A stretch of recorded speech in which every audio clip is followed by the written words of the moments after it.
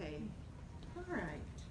So as we learn to hold the pelvis, we're holding the pelvis in our hand so that we have our index finger and thumb in the opening, and we tip the pelvis forward like a gateway. We remember from our Spinning Babies workshop that the ASIS is in a vertical line to the symphysis, and so that this is the standing person. The baby is coming around from the front and often from the left. So I'm going to demonstrate this from a left occiput transverse position, LOT. And the baby starts to settle low over the pelvis at the end of pregnancy, Oxford. So in general, most of the babies are in their birthing position, and we're finding that the baby on the left is waiting there, and as approaching 38 weeks, 30 to 39 weeks, many of the first-time babies are dipping into the pelvis and starting to engage. The baby could be like this for a couple of weeks before labor starts. Just because the baby's in the position doesn't mean labor is ready to start. So the baby is maturing, the signals are going between the baby and the birth giver, and they're getting ready for the onset of labor. And at the onset of labor, contractions begin mildly, start to get longer, start to get stronger and more frequent. And we're going to say that this person is about to be assessed. So maybe they go to the hospital to triage, and the midwife or nurse checks the cervix to see what's going on. And for the sake of our discussion on the progress of a normal labor, the nurse might find you 3 centimeters dilated. I'm going to start saying you because otherwise I'm going to teach providers instead of parents. So that's what I'm going to do. And often, if the nurse is able to feel the sutures of the baby's head or the seams between the skull plates near the soft spot in the front and the soft spot in the back, this little seam is a nice indicator of where your baby's facing. And though the nurse can't always find it, but if the water is don't even worry about the details. Just let me get through this. So that when the baby is coming down, if the nurse were able to feel the sutures, the nurse or midwife might find the baby facing your right hip, the back of the baby's head on your left side.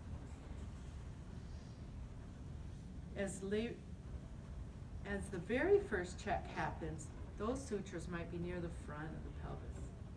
So the sagittal suture would be side to side, close to the front of your pelvis with a lot of room in the back, telling the nurse that the baby is just starting to come into the pelvis. The hospital in our town wouldn't admit you yet, so they would say, why don't you take a walk and come back? So let's say you take a walk through the halls, or if it's a nice day, to the park, and you come back, and now the nurse finds that your cervix is still 3 centimeters, but there's been a lot of progress that your baby's been doing, and your baby's sutures are now found in the back of the pelvis, a little bit further back. And that's really good news because the baby has come in and turned under the bone in the back of the pelvis to come fully into your pelvis and engage.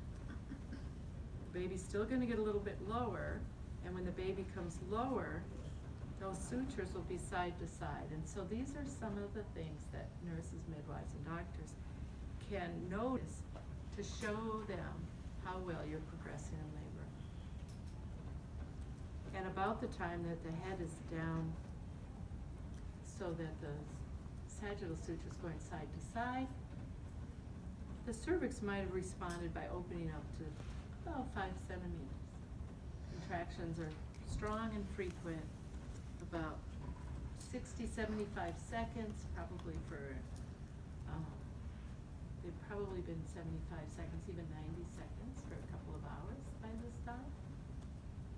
Moving this, I don't know, I probably wouldn't say a couple of hours to tell you the truth. I need to watch a real pregnant person.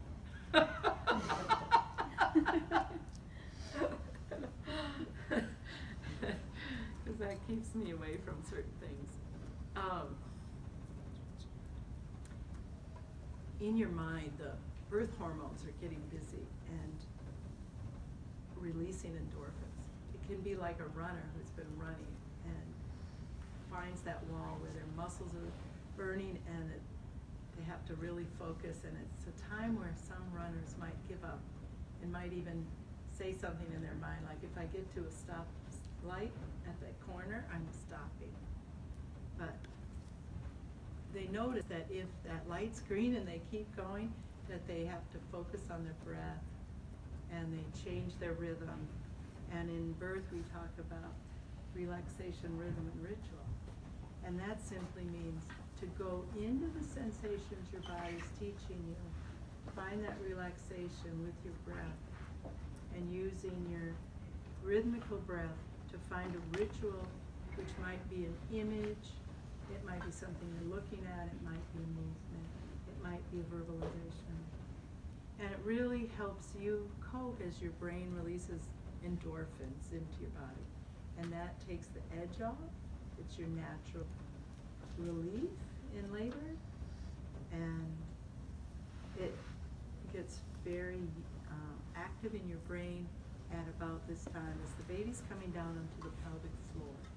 The pelvic floor is open front to back, and as the baby's, I would go this way, as the baby's head comes into the pelvic floor, the little corner in the back of the baby's head is pushed into the pelvic floor opening, which then turns the baby. So that just before transition time, the baby is now finding the space deep in the pelvis where it's open in an oblique diameter, it's open in the diagonal space. It's like the baby's playing peekaboo through the sciatic notch, through that little window in the pelvis. And we often find the baby there at about 7 centimeters.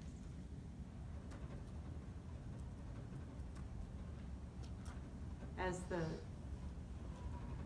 baby goes lower and the cervix goes more open, that's the transition between dilation and descent. So that's why it's called transition. And contractions are quite close together.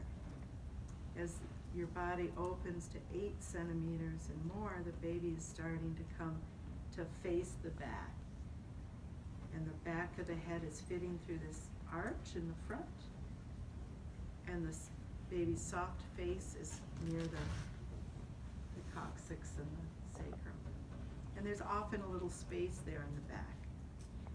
This coccyx doesn't open like a door, but this door is opening as the baby comes down and below it. And now when the cervix opens up all the way, sometimes there's a rest and be thankful period. And your contractions might suddenly get a little bit more spaced apart.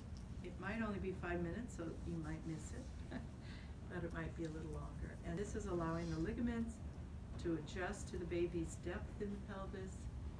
The cervix has moved out of the baby's way at the end, and the baby comes down into the vagina. And when that happens, the fundus at the top of the uterus, the top part of the uterus, may need to catch up with the baby. There might be a little space now. Instead of pressing directly on the baby's bum, the top of the uterus is a little above it. And so for a few contractions, they're a little bit more spaced out. You don't have an urge to push, and if you get this rest and be thankful period, which not everybody does. But once the fundus catches up with the baby again and starts to move the baby down, the urge to push establishes. This baby needs to have its hands here. Kick it through the pelvis. Then we went through a quiet time in second stage while we were in that rest period. And when the second stage gets active again, and you get the urge to push, the baby starts to move down, you take a few contractions to get the sense of what your body's doing differently this time. And it's a natural time to get used to second stage and to get a sense of what your body wants to do. Some people get an urge to push and it takes over their body, and other people have a gradual approach into that urge to push.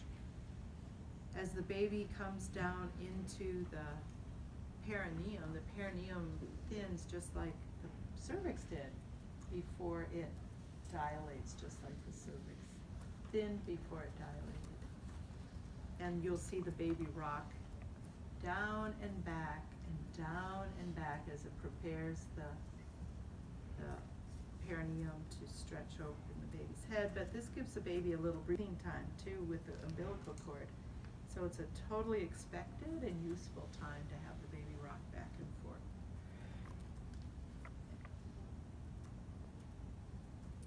As the perineum sweeps over the baby's parietal bones, the baby starts to arch its back in extension. And extension is another of the cardinal movements. And this helps bring the baby through the perineum. The baby's head can stay flexed even while the back arches in extension. When the baby's face comes through the perineum, there's also another rest time now. The chest is now in that buttonhole opening of the pelvic floor, and either right away or waiting until the next contraction, the chest will turn in the pelvic floor and we'll see the baby turn a little bit on the outside. That's called restitution, and when we watch for that, we know the chest is turning in the pelvic floor. And that's reassuring to see that, and it's beautiful to see. When the shoulder comes out below the bony pelvis and the chest is lined up with the pelvic floor, we'll see the baby face the hip on the same side the baby started with. So if the baby started on the left, we most usually see the baby end on the left. So the baby starts in the finishing position, just like you did with forward leading inversion. Now, the baby sometimes comes out all in one contraction, and sometimes the head comes out and then the body comes out, and sometimes that pause seems a little bit surprising because we're expecting, we breathe air, and we're expecting to see breathing right away, but the baby, remember, is breathing through the umbilical cord. So this pause has been shown in recent science to be fine for the baby to go through. And your provider will have a habit about helping the baby out at this time. So when nature is in the habit of helping the baby out, we see that that front shoulder is held back by the non-stretchy tissue that supports the clitoris and the urethra. But the back shoulder has room to swoop through that curvicaris. So the posterior arm, when not snapped together with the first one, often is born first. And then the front shoulder, the anterior shoulder, is born second. The hips come through the pelvic floor and the baby rotates. And if the baby is not being helped out by the provider, the baby often turns towards the birth giver. So the mother can then, if choosing, reach down, take the baby, and bring the baby up. Skin to skin. Now the baby is connected to the umbilical cord yet. And so there's this little in-between worlds moment as the baby arrives. In the shades of color that keep the blood near the head and the heart, and as the baby is on the chest and testing to see what's out there, is it air, is it milk, is it water, to know what to do. And if it's air, you know, as the baby is coming out this way, they're often spitting out mucus, but if they still have a little water or mucus, they will wait. And so when we see a baby horizontal like that, they're sometimes waiting. Yeah. And there is a time where we put them on the safety position so they can spit that out. But if they remain waiting, they'll test and go, okay, it's not air, so I'm not going to inhale it, so I need to clear my throat. And they're very competent about doing that when they've had an easier birth, and so as they're doing that, what's going on in you, or what's going on in the person that's just giving birth?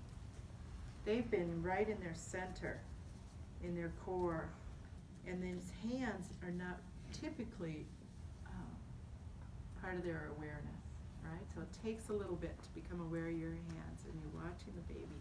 The baby's sputtering. Their baby's beautiful. The mother strokes the baby with a hand and then comes back, touches, and then retreats. This has been studied when there's not interference. Very often at this time, we might see, if we're observing a birth like that, a turn towards the person that's been helping and say, "Is my baby all right?" And we often turn their attention to the baby. Talk to your baby. And that's a very special redirection back to the Mama Toto to keep that circle intact. And the instincts often descend, and the mother then reaches down, lifts the baby to themselves. Often with a sigh, and when we hear a baby cry out, we'll watch. Sometimes the baby's crying because they're spitting out, they're taking in the oxygen, they're like, what just happened here? And they need a big breath to get that first breath in. Big breath for a baby is not a big breath for an adult, so don't get that confused. It's about the amount of air in your puffed cheeks. That's it. So the baby, once they've cried out and they've filled their oxygen up, and some do that quietly, is there. But when the placenta comes off of the uterus, you see the uterus is shrinking down and it becomes smaller than the size of the placenta, so then the placenta comes free like ripe fruit off a tree. And the baby in this quiet birth cries out, "Ah!" And when I hear the baby do that, "Ah!" then I watch and I see the trickle of blood that indicates the placenta's released. Because the baby knows, even if the cord is not pulsing anymore, because the baby's gotten its blood back from the placenta, that blood coming back from the placenta is happening right away and taking place, most of it's already back to the baby in the first minute, even if it pulses longer than that. And so the baby in that first minute has made quite a lot of transition time. Started breathing, the colors are changing so that the blood is showing more evenly throughout the body. And then this happens later. So now the baby is very interested in where they are. They hear the heartbeat, they feel the warmth. Their hand sometimes goes to the nipple. Where's the mouth? Let me be reassured by what I know. I know my fingers. My mouth is so full of nerves that I'm learning my whole environment through my hand. So the pediatrician Marshall Cuss has asked us not to dry the baby's hands so that they could get the amniotic fluid to the nipple, to their mouth, to the nipple, to their mouth. And this makes the nipple especially interesting to the baby because they have both the familiar and the novel. They have the visual signal of the areola and the smell of the tubercles, and in time, babies have been observed to self-attach. And they're in this vertical position. But we have a checklist to go through. We have time element on our hand. We want to be helpful. We want to make sure this breastfeeding happens. We often turn the baby to the side and do as we're told, to take that breast like a hamburger and put it in the baby's mouth. And if that's not immediately working, we might get more helpful and pop bead the baby to the nipple. Anybody still seen that in their facilities? What's it called? Oh, I call it a pop bead. You know those bright colored plastic beads that toddlers play with, and there's a little bump on one side and a hole in the other, and you pop them together? you know? Yeah. You don't know, you don't Just stop their I know what you're talking about, toys. small, usually like. You make a chain. One into another. You Oh, gotta yes, go to yes, the yes, dollar yes, store, okay, right? yes. So, we're gonna feed the baby to the nipple like it's, right? Let's get this baby trained in the mechanical operations of the human body before, no, oh, wait a minute, that's not our paradigm. That goes on a not spinning baby's paradigm, not feeding them. And we start to see this. Yes. Yes. I don't know. I mean, I was 17. I came from a family that said, you know, no farting, pooping, you know, nothing happens below your neck, right? So now I'm trying to breastfeed my child and I think, oh my God, I've got my bare breast out and this kid doesn't like it.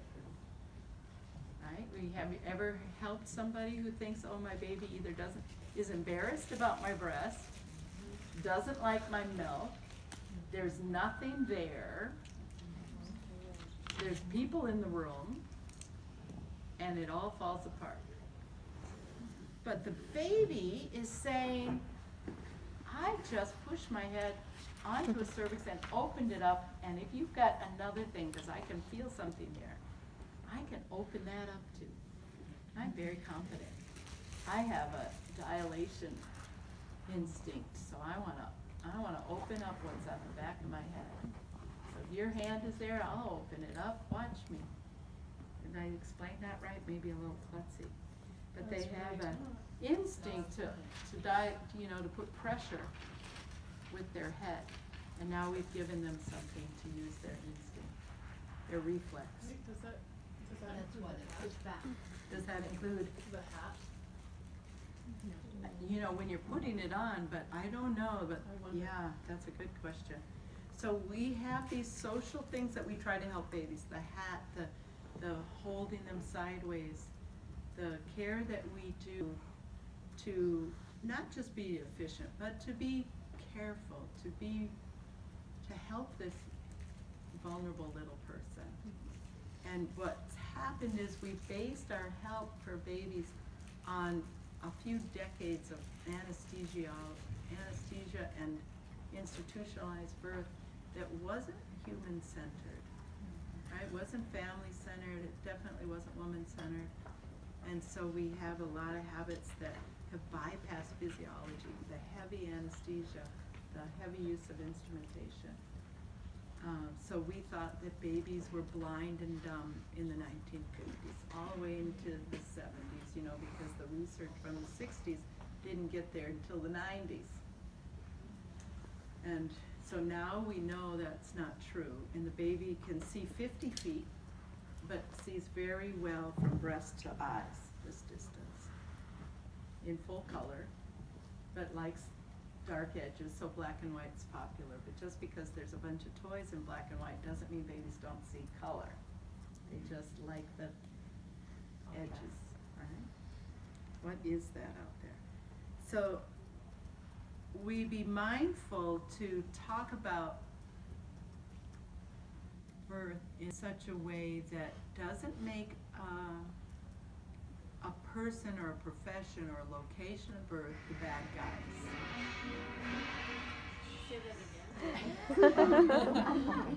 We be careful in the words we choose to not have a location in birth. Oh, you're taking pictures and I'm all kitty wampus. No, I'm also just moving you right. If we do physiology before force, then there's no place in physiology for a bad or good. Bad or good or force terminology. That's a force terminology. So the idea that natural birth is good and interventions are bad, midwives are good, doctors are bad, home birth is good, hospital birth is bad, that has no place in physiology. What we have a place for is where are we in our body right now and what serves us. And there's a whole bunch of variation out there because there's a whole bunch of variation in here. And so we pick our words to describe birth, which I don't think I did a stellar job today, but it was okay. But you can see if you took a little bit more time that you could weave it in. You might do it in parts with pictures first, then movies, and do it in different parts, and then weave it together with the story of the baby moving through the pelvis. And we want to talk about our story of the baby moving through the pelvis in a way that is baby-led and anatomy inspired, right?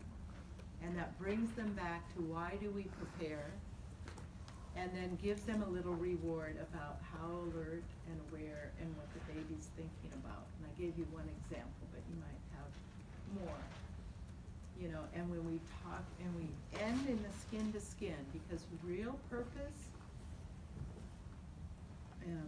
of spinning babies is why have an easier birth with less pain? So that there's more intact mama toto. So this ability for the baby to be skin to skin with their parent, with their mother, sometimes it's a birthing father, they have this connection. This is the time that we have prepared for.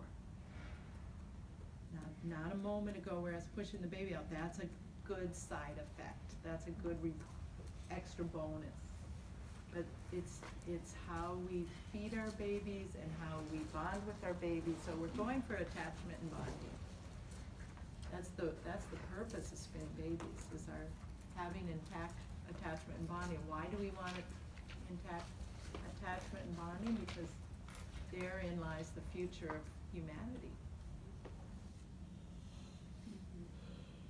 And we have a sensitive period of pregnancy and birth where parents are absorbing, and when we say to the other parent, your baby knows your voice, and it's going to be so rewarding to see the baby look at you when the baby recognizes your face to match this voice that they know if the other parent lives in the home.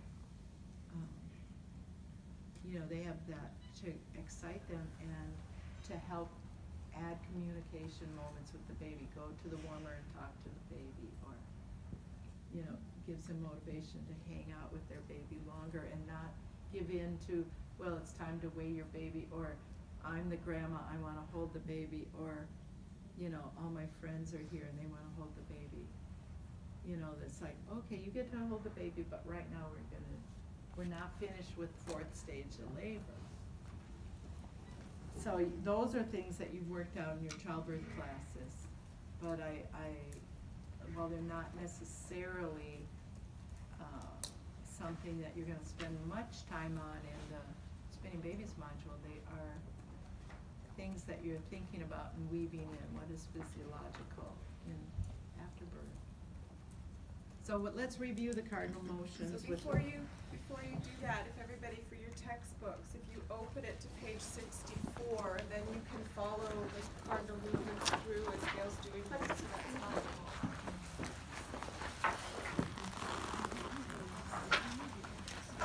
Because I realized I just did this story without looking at my list. Okay. You have this thing about knowing how the baby moves through the pelvis. You developed a whole thing called spinning babies around the baby's rotation through the pelvis. I'm pretty sure you know it. But You know, I still feel like I don't know and I was shy about it. Okay. So engagement. Most babies engage before labor, about some engage during labor, and we have a few tips to make that easier. So engagement is when the head is 3/5 of the way down. There's 2/5 of the head above the brim. You usually see the shoulder at the brim, but when you show 2 fingers above the brim, it makes the shoulder look like it's way above the brim, but that's not the case. Because babies are not vertical like this. There's a lumbar spine that brings them around, curls them up, and puts the shoulder in front of the pubic bone. I'm sorry, Gail. 3/5 or 4/5, just for consistency. 3/5 down. Why? It says 4/5 in 4/5? here. And Oh. in the parent class. Okay, 4/5. Okay. I just want to be sure that I'm saying the same thing that. Where? We'll look it up. If the baby's head was 3/5, I'd be happy as a midwife. Descent. Now, descent is our second cardinal movement. So the baby comes down, and as the baby comes down, it flexes more. So it's not that it wasn't flexed before, it flexes more, okay?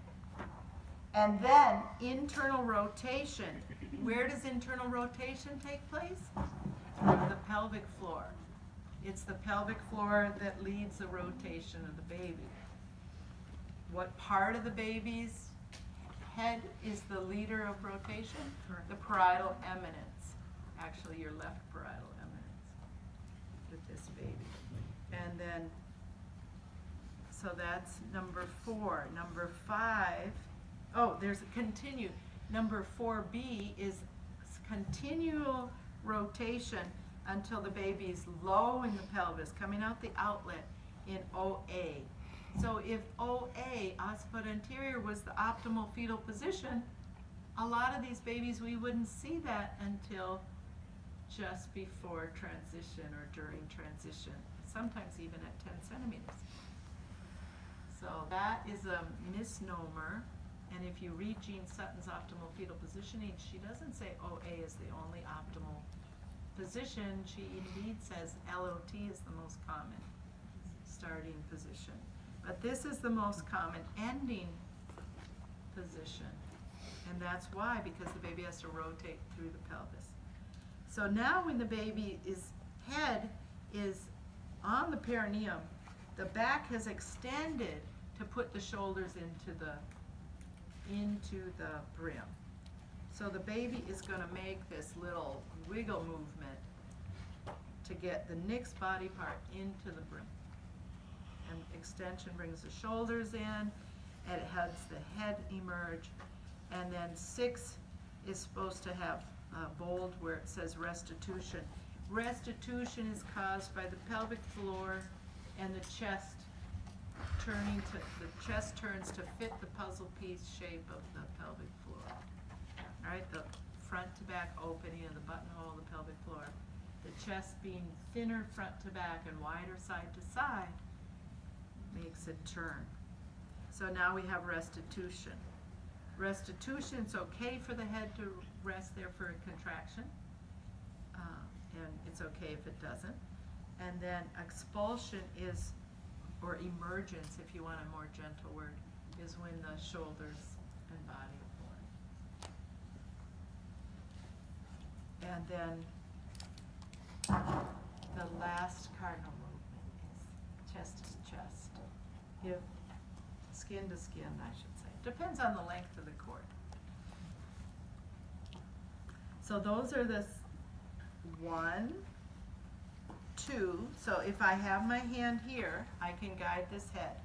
1, watch the ears, because they're the buggers. Bring the ears into the pelvis. Okay, the childbirth educators, cardinal movements. Number 1, ears in the pelvis.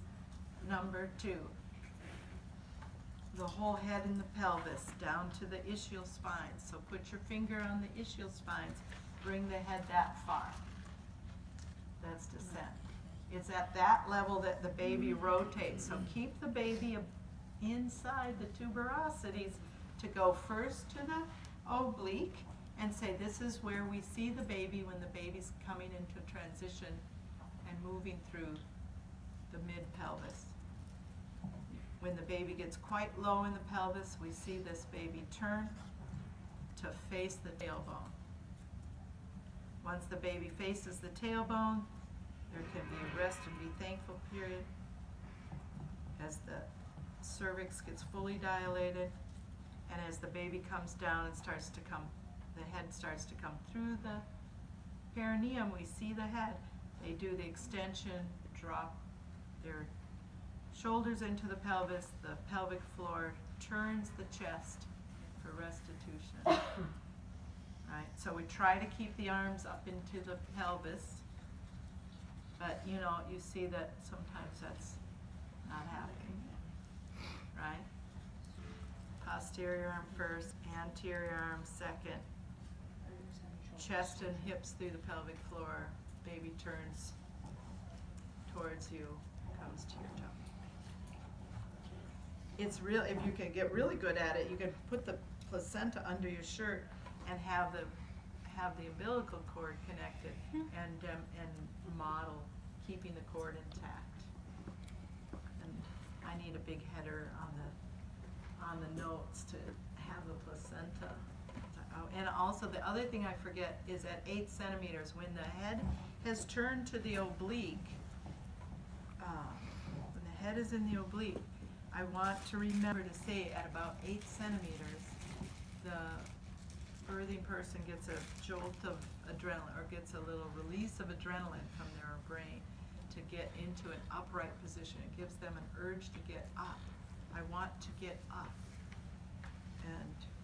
Or I have to get up and go to the bathroom. Right? You know, you're getting some descent, some rotation, some adrenaline. They've gotten over the sleepy oxytocin phase and are now into the adrenaline phase. And that is for the purpose of vertical birth. Okay, extension and restitution and expulsion. So now you're gonna play with it. Now that's that's regular. Want you to play with that, but let's talk about what happens on page 65 for the ROP baby. When the ROP baby starts labor this way, if the baby drops into the pelvis in this direction, the descent happens often with less flexion. And so the number 3, flexion, is if they have some flexion, they may be more likely to be born vaginally than if there's no flexion at all. And if then internal rotation may not be able to may go to the short arc rotation, where they come to the posterior to get past the ischial spines. That would be through the pelvic floor. And now they can't rotate here because the tuberosities are stopping them from rotation because of these wide parietal eminences. So sometimes the posterior baby comes down and you see the hair. You might now see rotation because the head is now south of the tuberosities, but just still at the perineum.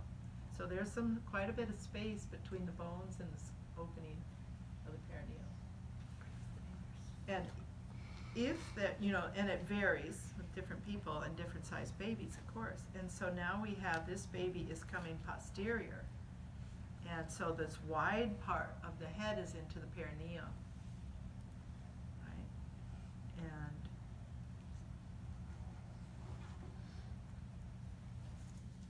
now in this one, in number 4, this is a short arc rotation. I showed you short arc rotation. Wait a minute.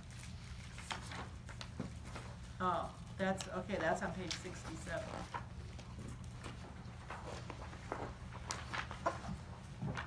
So long arc rotation usually happens. Long arc rotation means the baby starts ROP and rotates around to LOT.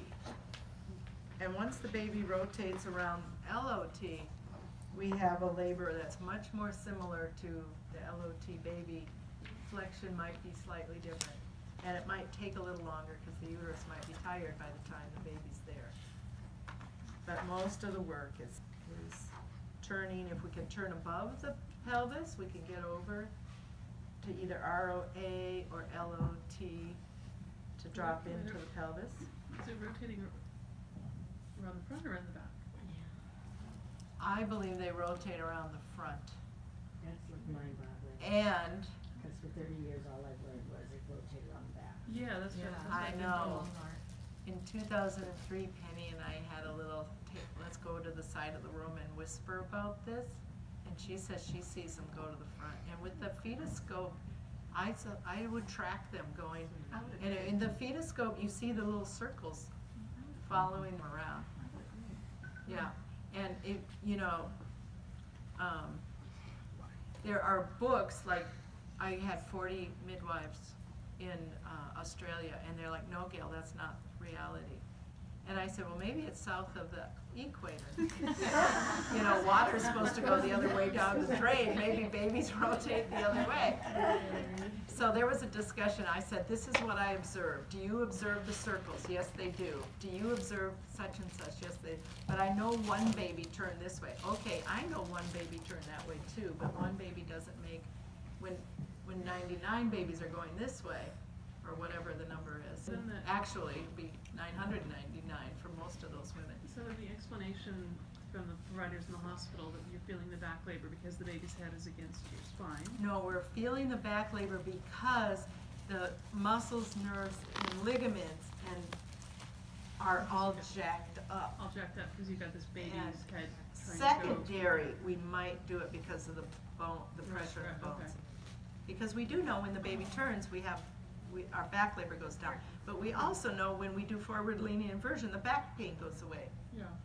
You're saying that it's the jacked up muscles that cause the back pain, nothing to do really with the baby's head being there, And the jaw. because it's. You know, this is definitely a chicken and the egg thing. So there, Because the baby's head is there. when the baby rotates, you get less pain, but you also get that pain when it's jacked up. So let's, instead of focusing on trying to turn the baby, let's focus on trying to Focus on relieve making the her- muscles. And then the baby will say, thanks for getting that really tight posterior area, right flank, that whole right flank out of my way, now I can rotate. And so, I just want you to know, ROP is the classic posterior position. Most of the posteriors are gonna be in this position. Short arc rotation means it goes posterior to the front. Half of those babies can be born vaginally, half by cesarean, approximately half. In a university setting. Long arc rotation is ROP over to ROA, and then to OA, and then this baby restitutes to ROT. If this baby can make it. I don't see a ton of babies being born that way, but that's in the literature. I usually see the ROP babies either going to OP or going up around to the left. That's what I see. ROA is not that unusual, but it's not the only way to do it. But that's what's in the books. I want you to know what's in the books, and I want you to know why I don't always But they agree. turn over the front and not over the back. So that's. Well, not- what's in the back, darling? This Yeah. ligament, this lumbar spine Yeah. is right here. Why would you turn into a lumbar spine? So that means they turn counterclockwise. It depends on if you're looking from the top or looking from the bottom. I never Also- understood that. Thank you. I thought But that they're if I look turning from clockwise. From the mother's side, then this would be counterclockwise. If I'm looking up, the No, baby, but the if- occiput was here in ROP, it goes over here. That's clockwise. But from the mother's perspective, So it's that's counterclockwise. Yeah, and so these 40 midwives in New Zealand, they all said I was crazy. So then I went back to the home of one of them, and she got out her textbooks, and the graph in the textbooks said, here's a 135-degree turn, and here's a 90-degree turn. But the arrow went from one number to the other number, and they assumed that it meant that the baby went past the vertebrae because of how the thing was drawn. And I said, let's look at that and let's read the text. And the text said the baby turned around the front. But the picture, the way the graph was drawn, people were thinking that the baby went right. In fact, the line went right through the vertebrae. Now, I know those midwives didn't think that the baby went right through the vertebrae. It was just how the graft was drawn and how it's been taught in New Zealand and Australia. And then the midwives went, bing, bing, bing, that's what I see, but this is what I've been taught. Isn't dextrorotation the Dextrorotation. explanation that you get? That's our Western explanation. Yeah, It's not that accepted around the world. Everything in the body moves in a clockwise Yeah. position, and the uterine muscles, the way that they're aligned on the diagonal. Well, different muscle layers might have different different directions. But I like that explanation because that's what I see. I know for Makes me, sense. from what I was taught, it meant that if your baby starts ROA, they're gonna go posterior, and then eventually, Yeah, if the that's mom the doesn't way I get learned. too tired, and But that's not- everything- then yeah. the baby comes out, No, goes that's into not LOT. correct. Most of the explanations for how babies come out are not, first of all, none of them are universal, whether, babies don't all follow the exact same path. But many babies follow the similar paths. And there's really for OP baby, the classic beginning of that is ROP. So the ROP baby is the baby that's more likely to rotate. The direct OP baby is more likely to go through OP, but could rotate.